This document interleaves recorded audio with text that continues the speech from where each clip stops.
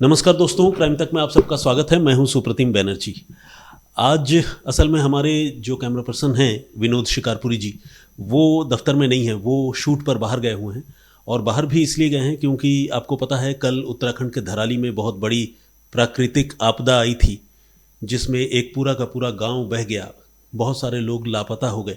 उसके कवरेज के लिए हमारी बहुत सारी टीमें जो है वो उत्तराखंड रवाना हो चुकी हैं। तो एक कंटिंजेंसी इमरजेंसी वाला सिचुएशन जो है इस वक्त है और कवरेज के सिलसिले में विनोद जी बाहर हैं। तो आज एक मेक शिफ्ट अरेंजमेंट है और आप देख सकते हैं कि मैं ये माइक लेकर आप लोगों की खिदमत में हाजिर हूँ। तो आज जो वाकया, जो कहानी मैं आप लोगों को सुनाने वाला हूँ वो सुदूर दक्षिण के राज्य केरल की है। केरल के कोट्टयम ज़िले की रहने वाली एक महिला जिसकी उम्र 55 साल की थी, वो बहुत रहस्यमयी तरीके से पिछले साल अचानक एक रोज़ गायब हो गई। वो तारीख थी 23 दिसंबर 2024 की।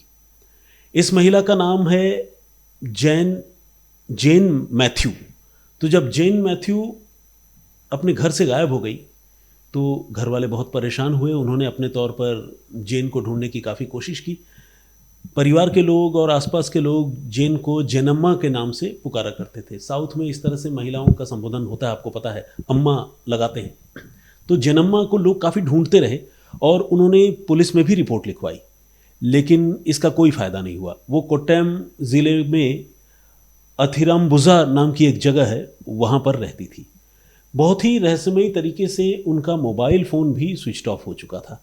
ऐसे में पुलिस जो है, अगर उनके मोबाइल फ़ोन को ट्रैक करने की भी कोशिश करती जिससे उनके डिसअपीयरेंस के बारे में या उनके करंट लोकेशन के बारे में वो पता कर सके, तो उसमें भी पुलिस जो है नाकाम रह रही थी, क्योंकि मोबाइल स्विच ऑफ था तो करंट लोकेशन का पता नहीं चल रहा था। तो ये वक्त जो है धीरे धीरे गुजरता रहा और जेनम्मा की गुमशुदगी जो है एक रहस्य बनकर रह गई। लेकिन अभी कुछ रोज़ पहले, आज जब हम अगस्त के महीने में हैं, अगस्त 2025 में, 2 हफ्ते पहले बमुश्किल, यानी जुलाई के आखिरी दिनों में जेनम्मा का मोबाइल फ़ोन कुछ देर के लिए ऑन हुआ और उस मोबाइल फ़ोन से एक्सीडेंटली एक कॉल जेनम्मा के घर वालों तक गया। लेकिन इससे पहले कि उस कॉल पर कोई बातचीत हो पाती, वो फ़ोन जो है कट गया और उसके बाद वो फ़ोन स्विच ऑफ भी हो गया। अब ये अपने आप में एक बड़ी रहस्यमयी बात थी, क्योंकि गुमशुदगी अपने आप में रहस्यमयी थी, ऊपर से फ़ोन का पता नहीं चलना और अब फ़ोन का अचानक से स्विच ऑन होना और फिर स्विच ऑफ हो जाना, ये सब कुछ जो है रहस्य के घेरे में था। पुलिस इस मामले की ऑलरेडी जांच कर रही थी। कोट्टयम पुलिस में रिपोर्ट लिखवाई गई थी। तो कोट्टयम पुलिस को घर वालों ने बताया कि जेनम्मा के नंबर से एक मिस्ड कॉल सा आया, इससे पहले कि हम बातचीत कर पाते वो फ़ोन डिस्कनेक्ट हो गया और फिर वो फ़ोन स्विच ऑफ आ रहा है। तो पुलिस ने कहा कि अच्छा, कितने बजे आया, किसके नंबर पे आया। पुलिस ने वो सारा डिटेल चेक किया और फिर उस फ़ोन की लोकेशन, लास्ट लोकेशन जहाँ से वो कॉल इनिशिएट हुआ था या कॉल जनरेट हुआ था, उस लोकेशन को पुलिस ने चेक करने का फ़ैसला किया। और जब पुलिस ने उस लोकेशन को चेक किया तो पुलिस ने देखा कि वो फ़ोन कोट्टयम के पास में केरल का ही एक और ज़िला है, डिस्ट्रिक्ट है, जिसका नाम है अलपुझा। उस अलपुझा ज़िले से वो फ़ोन आया था। अलपुझा और कोट्टयम के बीच में तकरीबन 47 किलोमीटर्स का डिस्टेंस है, दूरी है, और इस दूरी को आमतौर पर लोग घंटे 1.5 घंटे में पूरा कर लेते हैं। तो आसपास का ही नेबरिंग डिस्ट्रिक्ट है ये दोनों जगह। तो अलपुझा में जब उस फ़ोन का लोकेशन पुलिस को पता चला तो कोट्टयम की पुलिस जो इस मामले की जांच कर रही थी वो अलपुझा पहुंची और अलपुझा पहुंचकर एग्जैक्टली उस पिन पॉइंट लोकेशन पर पहुंची जहां से ये फ़ोन कॉल इनिशिएट हुआ था। यहाँ पर पुलिस को एक आदमी मिला जिस आदमी की उम्र 68 ईयर्स है, यानी 68 साल, और उसका नाम है सेबेस्टियन सीएम। सेबेस्टियन सीएम एक काफ़ी अमीर और रईस परिवार से ताल्लुक़ रखता है, लेकिन अलपुझा में जहाँ पर उसका घर है उस जगह पर वो अकेला रहता है। आसपास लोग हैं, बस्ती पूरी है, लेकिन अपने परिवार में वो अकेला रहता है। परिवार के बाकी लोग अलग अलग जगहों पर हैं और सेबेस्टियन अपने घर में अकेला रहता है। लेकिन जैसा कि मैंने आपको बताया कि काफ़ी पैसे वाला, प्रभावशाली आदमी वो है और प्रॉपर्टी डीलिंग का काम करता है। तो पुलिस ने सेबेस्टियन से जेनम्मा की गुमशुदगी को लेकर और फ़ोन कॉल के इनिशिएट होने को लेकर पुलिस ने सेबेस्टियन से बातचीत की। सेबेस्टियन ने अनभिज्ञता जताई, उसने कहा कि मुझे तो नहीं पता और जेनम्मा कौन है और लास्ट लोकेशन का भी नहीं पता, आप कैसे बोल रहे हैं, क्या है। लेकिन पुलिस को उस पर शक हो गया उसकी बॉडी लैंग्वेज देखकर। और शक होने की एक और भी वजह ये थी कि इंसान तो झूठ बोल सकता है लेकिन टेक्नोलॉजी या साइंस जो है वो झूठ नहीं बोलता। तो इसलिए जब ये पता चल रहा था कि फ़ोन जो है इसी लोकेशन से इनिशिएट हुआ, कॉल इसी घर से इनिशिएट हुआ, तो इसके बाद पुलिस को सेबेस्टियन से पूछताछ करने के लिए और ज़्यादा इंतज़ार नहीं करना पड़ा। पुलिस ने थोड़ी सी सख्ती की और सख्ती करने के बाद पुलिस ने उसके घर की तलाशी ली। घर की तलाशी लेने पर पुलिस को बहुत सारे इंक्रिमिनेटिंग डॉक्यूमेंट्स जो है उसके घर से बरामद हुए। बेसिकली ये सेबेस्टियन सीएम नाम का जो आदमी था ये एक प्रॉपर्टी डीलर था और उस इलाके में काफ़ी मशहूर था। ऐसे इसका बात व्यवहार लोगों से बहुत अच्छा था, लोगों से डीलिंग बहुत अच्छी थी, लेकिन ये प्रॉपर्टी की बड़ी बड़ी डील किया करता था और ख़ुद तो पैसे वाला था ही और प्रॉपर्टी से भी इसने लाखों रुपए कमाए थे। ऐसे में जब सेबेस्टियन के घर की तलाशी ली गई तो सेबेस्टियन के घर से जब कुछ इंक्रिमिनेटिंग डॉक्यूमेंट्स, कुछ आपत्तिजनक दस्तावेज, आपत्तिजनक मतलब कुछ संदिग्ध दस्तावेज जब पुलिस के हाथ लगे तो पुलिस ने सेबेस्टियन से और कड़ाई से और सख्ती से पूछताछ की। और इस बार जब पुलिस ने सेबेस्टियन से सख्ती की तो सेबेस्टियन पुलिस की पूछताछ में टूट गया और उसने ये माना कि हाँ, जेनम्मा को वो जानता है और आखिरी बार जेनम्मा यहीं उसके घर आई थी और यहाँ उसने जेनम्मा की हत्या कर दी है। अब ये अपने आप में जिसे कहते हैं ना कि एकदम बहुत ही शॉकिंग, हैरान करने वाली बात थी। वो इसलिए कि एक महिला जो गायब थी, जिसकी मौत के बारे में कोई नहीं सोच पा रहा था, यहाँ तक कि घरवाले भी इस उम्मीद में थे कि आज नहीं तो कल वो कहीं मिल जाएंगी, लेकिन यहाँ तो उसके कत्ल की बात हो रही थी और कत्ल करने वाला खुद अपनी मुंह से उसका कत्ल करने की बात कबूल रहा था। अब पुलिस ने उससे पूछा कि भाई तो कत्ल किया तो लाश कहाँ गई, तो उसने अपने घर के पिछले हिस्से में एक छोटा सा तालाब तो मैं नहीं कहूँगा लेकिन एक गड्ढा सा है जिसमें पानी जमा रहता है, उसको पिट कहते हैं इंग्लिश में। तो एक पिट है, एक गड्ढा सा है जिसमें काफ़ी सारा पानी और कीचड़ और ऐसे ही जो वेजिटेशन आसपास हैं, झाड़ियाँ, ये सब हैं। उस तरह की एक जगह उसने दिखाई और कहा कि इसमें जो है उसने जेनम्मा की लाश के बाकी बचे हिस्सों को फेंका था और बाकी कुछ हिस्सों को उसने जलाने की कोशिश की थी, जला दिया था, लेकिन कुछ हड्डियाँ रह गई थी, उसने फेंक दिया था। तो जब ये बात पुलिस को पता चली तो पुलिस को लगा कि उन चीज़ों को रिकवर करना ज़रूरी है।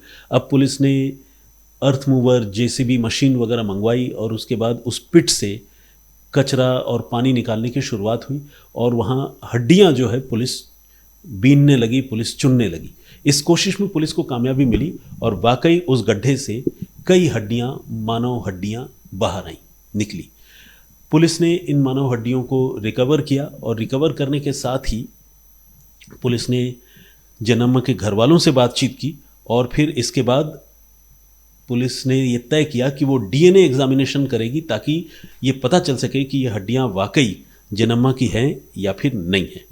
तो अब जब ये बात पता चल गई कि सेबेस्टियन ने जेनम्मा की जान ली है तो जेनम्मा के घर वाले और थोड़ा एक्टिव हुए और उन्होंने ये पता किया, उन्होंने पुलिस को ये बताया कि बेसिकली जेनम्मा जो है पिछले कुछ समय से सेबेस्टियन से बात कर रही थी और एक प्रॉपर्टी डीलिंग के सिलसिले में ही उसकी सेबेस्टियन से बात हो रही थी, लेकिन उन्होंने नहीं सोचा था कि सेबेस्टियन इस गुमशुदगी के पीछे है। और आखिरी बार जब वो अपने घर से निकली थी तो फिर वो कुछ गोल्ड ज्वेलरी और इस तरह की दूसरी चीज़ें जो है वो लेकर गई थी, वो सारी चीज़ें अब गायब है।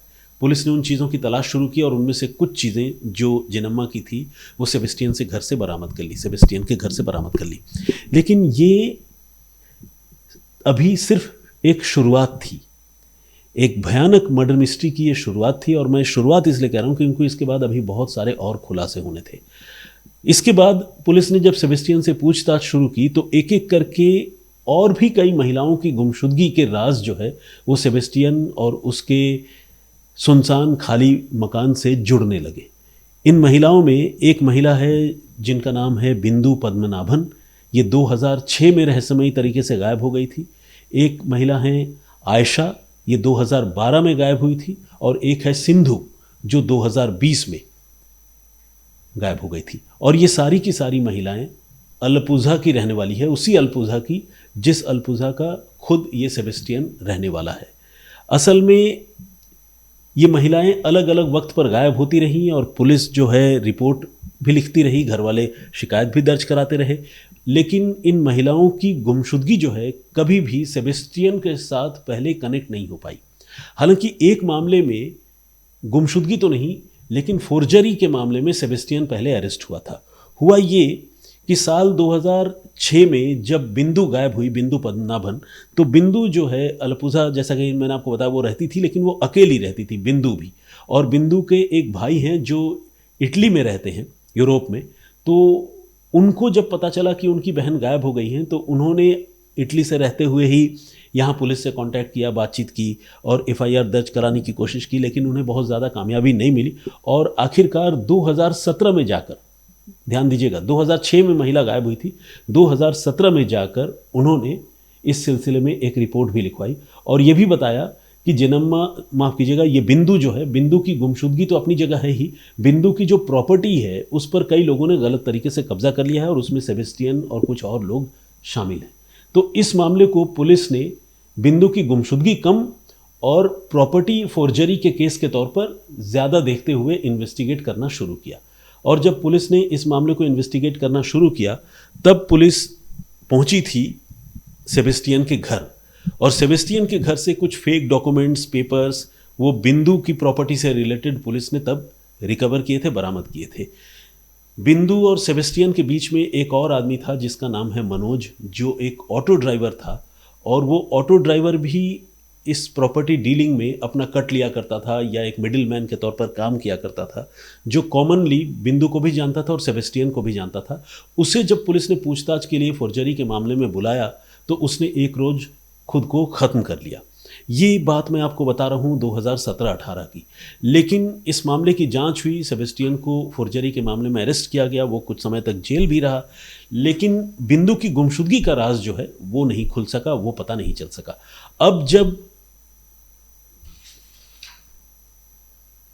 अब जब ये महिला गायब हुई, जेन मैथ्यू, और जेन मैथ्यू की गायब होने के बाद उसके कत्ल की पुष्टि हो गई और ये पता चला कि कत्ल जो है किसी और ने नहीं बल्कि सेबेस्टियन ने ही किया है, तो पुलिस को एक बार फिर से लगने लगा कि कहीं ऐसा तो नहीं कि बिंदु पद्मनाभन, आयशा, सिंधु, इन सारे लोगों की गुमशुदगी में और कोई कत्ल वाली बात हो और कत्ल सेबेस्टियन नहीं किया हो। अब पुलिस ने इस बात को ध्यान में रखते हुए महिलाओं की गुमशुदगी के मामले की नए सिरे से जांच शुरू की, और बहुत शॉकिंगली पुलिस को ये पता चला कि आखिरी वक्त पर ये सारी की सारी महिलाएं, चाहे वो बिंदु हो, आयशा हो या सिंधु हो, ये सारे के सारे महिलाएं जो है वो सेबेस्टियन के टच में थे और मोबाइल फ़ोन पर उनकी आपस में बातचीत हो रही थी। कई महिलाओं की लास्ट लोकेशन आइडेंटिकल तरीके से सेबेस्टियन के घर के पास या घर के प्रेमाइसिस में ही पाई भी गई। तो ये सारी चीज़ें अब इशारा कर रही थी कि इन महिलाओं की गुमशुदगी में भी सेबेस्टियन का हाथ है। पुलिस ने अब सेबेस्टियन से पूछताछ शुरू की है। अभी तक पुलिस ने आधिकारिक तौर पर यह तो नहीं बताया है कि सेबेस्टियन ने इन बाकी महिलाओं के मौत और कत्ल के बारे में कुछ कबूला है या नहीं, लेकिन इतना ज़रूर है कि पुलिस को ये लग रहा है कि बिंदु, आयशा और सिंधु की हत्या भी जेनम्मा की तरह सेबेस्टियन ने कर दी है, और उनके पास जो भी वैल्यूएबल्स चीज़ें थी, चाहे वो रुपए, पैसे, सोने चांदी की चीज़ें हो, जो वो लेकर सेबेस्टियन के पास आई थी किसी प्रॉपर्टी डीलिंग के सिलसिले में, वो सारी चीज़ें सेबेस्टियन ने हथिया ली। और कुछ लोगों के पेपर फोर्ज करके, जो यहाँ अकेली रहती थी महिलाएं, उनके ज़मीन जायदाद पर भी सेबेस्टियन ने कब्जा कर लिया था।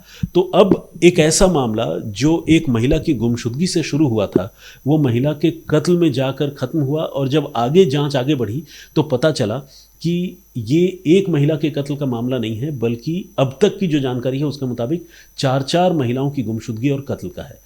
तो सेबेस्टियन सीएम अभी एक सस्पेक्टेड सीरियल किलर है। सस्पेक्टेड या संदिग्ध मैं इसलिए बोल रहा हूँ क्योंकि अभी तक सेबेस्टियन ने अपना जुर्म कबूला नहीं है। कम से कम पुलिस के सामने बेशक कबूला हो, लेकिन पुलिस ने ऑफिशियली इस बात को डिक्लेयर नहीं किया है। और दूसरा ये कि उसके घर के अलग अलग हिस्सों से मानव अंग, हड्डियाँ, ये सारी चीज़ें रिकवर तो हो रही हैं। एक जगह उसने टाइल्स के नीचे भी कुछ हड्डियाँ दबा कर रखी थी, टाइल्स को खोदकर वो हड्डियाँ भी निकाली गई हैं, लेकिन अभी तक इस बात की पुष्टि नहीं हुई है कि ये हड्डियाँ बिंदु, आयशा और सिंधु की है या नहीं, बल्कि जेनम्मा की हड्डी का भी डीएनए टेस्ट नहीं हुआ है। हालांकि जेनम्मा के कत्ल की बात वो कबूल चुका है। ऐसे में पुलिस को लगता है कि बाकी हड्डियों से बाकी महिलाओं की आइडेंटिटी का भी पता चलेगा। तो ये एक बहुत ही शॉकिंग और पूरे केरल को दहला देने वाला एक ऐसे सीरियल किलर की कहानी है जिसकी उम्र आज की तारीख में 68 साल की है और ये 2 दशकों से यानी लास्ट 2 डिकेड्स रहस्यमयी तरीके से जो महिलाएं गायब हो रही थी। 2006 से ये सिलसिला शुरू हुआ था और अभी 2025 में हम हैं। तो आप समझिए कि 2 दशकों से रह रह कर ये आदमी अलग अलग वक्त पर अलग अलग महिलाओं को अकेला पाकर उनकी प्रॉपर्टी, ज्वेलरी और रुपए पैसे हथियाने के लिए उनको गुमराह करके अपने घर बुलाता रहा और उनकी हत्या करता रहा। तो ये एक ऑनगोइंग स्टोरी है। अभी इस इन्वेस्टिगेशन की शुरुआत हुई है। आने वाले दिनों में इस कहानी में और जो भी नए ट्विस्ट एंड टर्न्स आएंगे मैं उससे भी आप लोगों को अपडेट करूंगा। तो फिलहाल आप ये समझिए कि 68 साल का एक बुजुर्ग सीरियल किलर जो रह रहकर पिछले 2 दशकों में 4 महिलाओं के कत्ल का संदिग्ध आरोपी है, ये कहानी उसकी है और उसके घर के कोने कोने से महिलाओं की, इंसानों की हड्डियां, जिस्म के टुकड़े, ये सारी चीज़ें बरामद हो रही हैं। तो यह थी पूरी कहानी। इस पूरे घटनाक्रम पर आप क्या सोचते हैं हमें कमेंट करके ज़रूर बताइएगा। जो प्रीवियस स्टोरी मैंने आप लोगों को सुनाई थी उसमें हमने आपको बताया था कि किस तरह से कर्नाटक के दावणगेरे में एक महिला ने अपने बॉयफ्रेंड के साथ मिलकर अपने पति की हत्या कर दी थी और हत्या करने के बाद उसकी लाश को कहीं और नहीं बल्कि घर के पूजा घर में, पूजा के लिए जो कमरा होता है उस पूजा घर में फर्श के नीचे उसने अपने पति की लाश दफना दी थी और ऊपर जो है वो साफ सफाई करके पूजा पाठ कर रही थी। और इस कत्ल का खुलासा जो है उस महिला की छोटे छोटे बच्चों ने, जो अपनी आंखों से कई साल पहले अपने पिता का कत्ल होते हुए देख चुके थे, उन्होंने पुलिस में शिकायत की और जाकर उस मामले का खुलासा हुआ था। तो अगर आप उस केस की बारीकी को जानना समझना चाहते हैं, उसमें कई मिस्टीरियस बातें भी हैं, अगर आप वो सुनना चाहते हैं तो क्राइम तक के प्लेलिस्ट में जाकर उस स्टोरी को सर्च करके आप सुन सकते हैं। कुछ कमेंट्स जो आप लोगों ने किए हैं, आइए कुछ कमेंट्स मैं पढ़ता हूँ। योगा विथ विकास हैं, इन्होंने कहा है कि पाप अपने चरम पर है, कानून ने न्याय किया और ये सुनकर उनको सुकून मिला। अजीम खान ने भी कहा कि अजीम खान ने ये कहा है कि सही बोला सर, प्यार एक जिम्मेदारी है जिसे तकदीर वाले ही उठाते हैं। बेसिकली इस पर पिछले 2 दिनों से लगातार मैं रह रह कर आप लोगों से बातचीत कर रहा हूँ। किसी हमारे एक दर्शक ने ये कमेंट किया था कि प्यार का क्या है, वो तो कभी भी किसी भी उम्र में किसी से भी हो सकता है। तो मुझे ये कमेंट जो है, मतलब all respect to that viewer, उनसे मुझे कोई शिकायत नहीं है, वो स्वतंत्र हैं अपनी राय रखने के लिए, लेकिन मुझे ये कमेंट अपने आप में बहुत ही गैर जिम्मेदाराना लगा। गैर जिम्मेदाराना इसलिए लगा कि प्यार एक रिस्पॉन्सिबिलिटी का भी नाम है। आज हम किसी के साथ कमिटेड रिलेशनशिप में हैं, कल को किसी और के साथ रिलेशनशिप में चले जाएं, परसों किसी और के साथ चले जाएं और कहने लगें कि प्यार हो रहा है जी, पहले एक से हुआ, दूसरे से हुआ, फिर तीसरे से हो गया, तो ऐसे तो इंसान इंसान की तरह रह ही नहीं पाएगा। जो सोशल स्ट्रक्चर है वही खत्म हो जाएगा। तो इसलिए ये नहीं कह सकते कि प्यार तो प्यार है जी, कभी भी किसी के साथ हो सकता है। मेरा ये पॉइंट ऑफ व्यू है कि प्यार एक जिम्मेदारी है जो अगर आप एक बार कमिटेड रिलेशनशिप में हैं तो आपको उसको निभाने की कोशिश करनी चाहिए। प्रदीप भांबू जी ने भी कमेंट किया है, बहुत बहुत स्वागत आपका। बब्बू जी ने कमेंट किया है, इन्होंने कहा है कि ग्रेट, डायरेक्ट आपने कहानी पे अटैक किया, धन्यवाद। आयश कन्नू इस तरह से है, इन्होंने अपना नाम जो है अन्नू लिखा है, अन्नू लखनऊ। समाज में सबसे ज़्यादा क्राइम फर्जी प्यार और पैसों के चक्कर में होता है। बिल्कुल आपकी बात दुरुस्त है, इसमें कोई दो राय नहीं है। जगदीश चांडेगड़ा जी ने भी कमेंट किया है, उन्होंने आवाज़ की तारीफ़ की है और कहा है कि वो लंच या डिनर करते हुए मेरी स्टोरी सुना करते हैं और उनको ये बहुत अच्छा लगता है। Thank you very much. D Joy blogs के नाम से एक आईडी है, इन्होंने भी कमेंट किया है, बहुत बहुत स्वागत आपका। दीपमाला ने ये कहा है कि बस इतना बोलूँगी कि किसी भी बच्चे के लिए को दुख होता है तो दिल बहुत कचोटता है, माँ क्या ही बोलूँ। एनीवे, दीपमाला जी ने ये बात इसलिए कही है क्योंकि जो प्रीवियस स्टोरी है उसमें 2 बच्चों ने अपनी माँ को अपने पिता की हत्या करते हुए देखा था। तो उन बच्चों के मेंटल स्टेट के बारे में ये सोचिए कि वो किस तकलीफ और पीड़ा से गुजरे होंगे। दीपमाला जी उस बात को बता रही हैं। शुमैला हैं आगे, उनका सरनेम इस्माइल है या कुछ है, मैं मतलब एग्जैक्टली समझ नहीं पा रहा हूँ सरनेम, क्योंकि नाम और सरनेम एक साथ मिक्स्ड हो चुका है। तो इन्होंने कहा, hi sir, how are you, I am यू मी शम सर को 4 साल से सुन रही हूँ। अब का जब ओके, देखिए इन्होंने बेसिकली इंग्लिश में लिखा है, मतलब स्क्रिप्ट तो इंग्लिश का है लेकिन वो हिंदी में अपनी बात कन्वे कर रही हैं। इनका ये कहना है कि वो काफ़ी समय से जो है शम सर की स्टोरी सुन रही थी और जब जब मेरी स्टोरी अपेयर होती थी वो उसको स्किप कर देती थी, हटा देती थी, लेकिन अब उन्होंने सुनना शुरू किया है और 3-4 दिन में शायद वो 100 से ज़्यादा मेरी स्टोरीज़ जो है वो सुन चुकी हैं। ये इंडीड मेरे लिए एक बड़ी उपलब्धि है कि मतलब एज अ स्टोरी टेलर मैं आपकी निगाहों में थोड़ी जगह बना सका। Thank you very much. Jagdish Chandigarh ji का मैं जिक्र कर ही चुका हूँ, उनका ये दूसरा कमेंट मुझे दिख रहा है। अशोक कुमार जी हैं, गियर शिफ्टर हैं, और मुकेश शर्मा साहब हैं। रेखा भट्ट जी हैं, ये रेगुलर कमेंट करती हैं और हमारी पुरानी लिसनर हैं। बहुत स्वागत आपका। त्यागी कल्पना ने भी कमेंट किया है, थैंक यू सर, आपकी स्टोरी सुने बिना घर का काम नहीं होता, आपकी स्टोरी की आदत पड़ गई है। बहुत धन्यवाद आपका कल्पना जी। इसी के साथ मैं आप लोगों से इजाज़त लेना चाहूँगा। आपसे गुजारिश है कि आज की कहानी पर भी अपनी राय ज़रूर रखिएगा। मैं फिर हाजिर होऊंगा किसी और कहानी, किसी और वाक़ये के साथ। तब तक अपना बहुत ख्याल रखिए, सुरक्षित रहिए। जय हिंद, जय भारत।